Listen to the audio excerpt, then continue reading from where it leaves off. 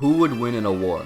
A billion lions or one of every Pokemon? It just has to be the Pokemon. First of all, I have to disclaim something. There's multiple ways we can answer this question. We could go by lore, we could go by battle mechanics, or we can go by power points. But let's first go by lore since that's the easiest.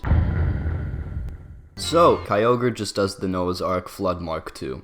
End of story. In case that's not enough for you, Gardevoir can literally make a black hole, which gives other Pokemon like Lunala or Solgaleo the time to exit through a wormhole, making the Pokemon win. Anyways, let's get spicier as we move on to...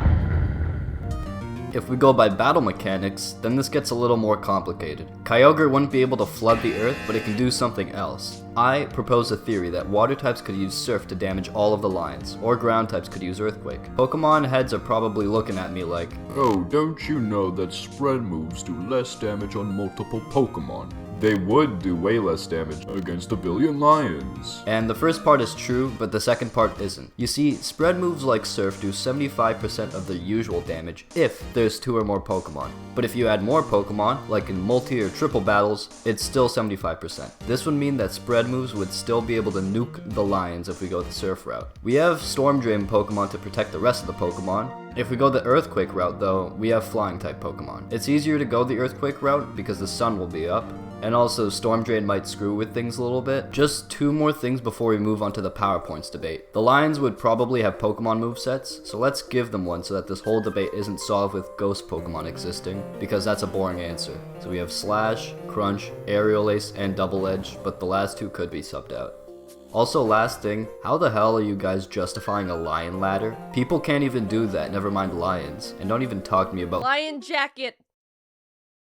Don't look at me like that.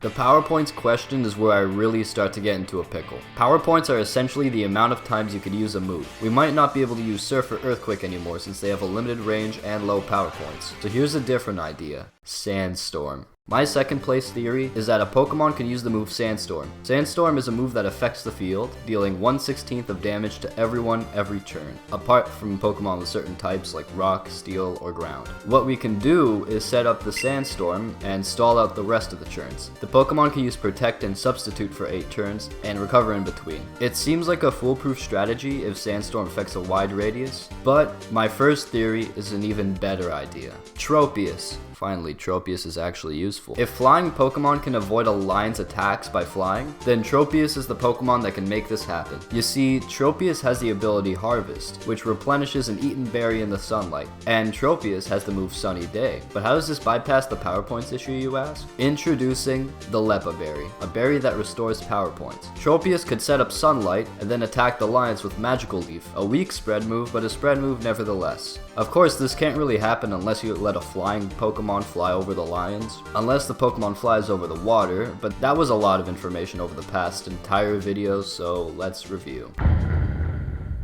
If we go by lore, the Pokemon win easily because Kyogre can flood the earth. If you don't want to count that, then Gardevoir can make a black hole where Lunala or Solgaleo can get away. If we go by battle mechanics, the Pokemon win with spread moves like Earthquake or Surf, or one of the strategies in the power points debate. If we go by power points, then it's around 50-50. The Sandstorm method might not work because the Pokemon could die before they can stall out the lions, but the Tropius method has a better chance of working. Also, the question isn't a billion Pyroars versus every Pokemon. Pyroars are not lions, and lions aren't Pokemon. Pyroars have magic fire powers. It doesn't make any sense. Anyway, that was a longer video. Hopefully you enjoy this drawing.